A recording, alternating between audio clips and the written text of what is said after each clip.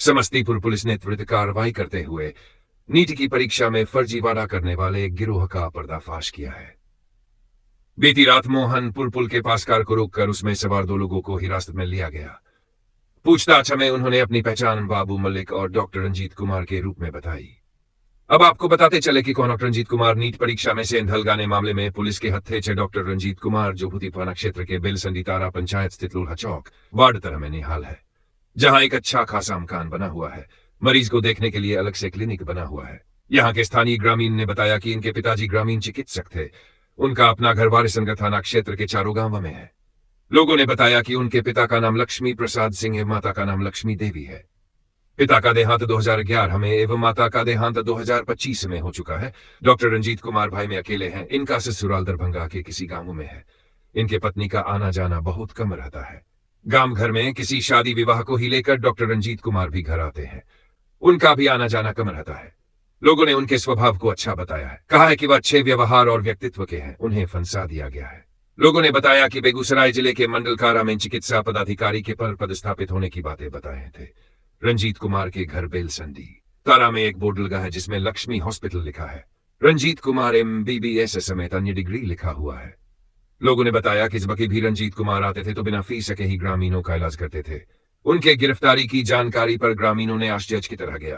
समस्तीपुर जिला के कुछ केंद्रों पर नीट की परीक्षा थी। इसी क्रम में कदाचार की परीक्षा कराने हेतु समस्तीपुर जिला के पुलिस विभाग एवं अन्य एजेंसियां भी काफी सक्रिय थी।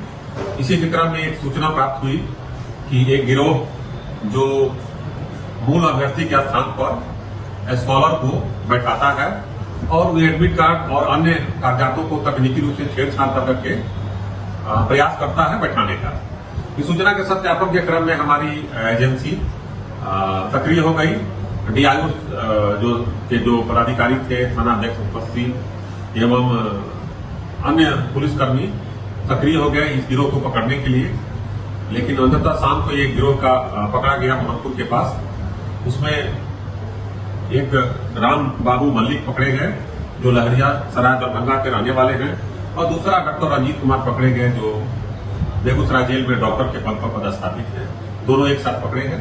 इनसे जब पूछताछ की गई और इनके मोबाइल की जब जांच की गई तो मोबाइल के जांच के दौरान में बहुत सारे कैंडिडेट का एडमिट कार्ड था और कुछ स्कॉलर के भी नंबर थे, मोबाइल नंबर थे और कुछ आपस में इन लोगों का चैटिंग था, जिससे पुष्टि हो रहा था कि ये लोग इस काम को करने का प्रयास कर रहे थे। इसी क्रम में इन लोगों ने भी आगे के रूप में भी एक फॉरवर्ड किया था, वो कुछ लिंकेज मिला है। इन्होंने अपना अपराध स्वीकार किया और तत्काल में हम लोग इसको एक कांड दर्ज करके और इसमें गिरफ्तार किए हैं और इसमें आगे का अनुसंधान हम लोग प्रारंभ कर रहे हैं। इस गिरोह के और कौन कौन सक्रिय सदस्य हैं उनको भी हम लोग जल्दी ही पकड़ करके एविडेंस के आधार पर कार्रवाई करेंगे। इसमें मूल बात यह थी कि परीक्षा पत्र या प्रश्न पत्र लीक होने का कोई मामला नहीं मिला है एविडेंस। इसमें मामला सिर्फ यही है कि मूल अभ्यर्थी के जगह पर तकनीकी रूप से छेड़छाड़ करके फोटो स्कैन कर करके और उनके जगह पर किसी दूसरे परीक्षार्थी को बैठाने का एक प्रयास के रूप में ये गिरोह काम करता था। अब वो जो इन लोगों के पास एडमिट कार्ड प्राप्त हुआ है, मोबाइल में जो हुआ, ये जांच किया जाएगा कि मूल अभ्यर्थी जो है वो रियल में मूल अभ्यर्थी बैठे थे कि उनके जगह पर स्कॉलर बैठाया गया। तो संबंधित एजेंसी को अनुसंधान पूरा करके आगे की कार्रवाई की जाएगी। डॉक्टर है वो बेगूसराय में कितने दिनों से पदस्थापित था? ये नहीं मालूम है कितने दिन पदस्थापित है, लेकिन ये बेगूसराय में पदस्थापित है जैसा कि उन्होंने बताया। और ये भी 2-3 कैंडिडेट के बारे में बताया जो इनके मोबाइल में भी मिला है और ये मोबाइल से राम बाबू मल्लिक को दिए हैं। कुछ आपस में पैसे की भी बात उसमें हुई है। तो ये लोग स्कॉलर को 2 से 5 लाख रुपया लेकर के इसको बैठाने का प्रयास करते थे।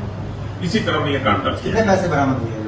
50,000 रुपया बरामद हुए हैं। 3 मोबाइल बरामद हुआ, 1 कार बरामद हुई है। जो मोबाइल मिला है उसमें काफी एविडेंस है। उसके आधार पर हम लोग विधि विज्ञान प्रयोगशाला से एविडेंस प्राप्त कर करके और आगे की कार्रवाई इसमें करेंगे, क्योंकि गिरोह के एक सदस्य को हम लोग चिन्हित कर करके उसमें प्रयास करेंगे कि गिरोह को तोड़ा जा सके। क्या लगता है कितना आदमी यहाँ परीक्षा में शामिल हुआ है?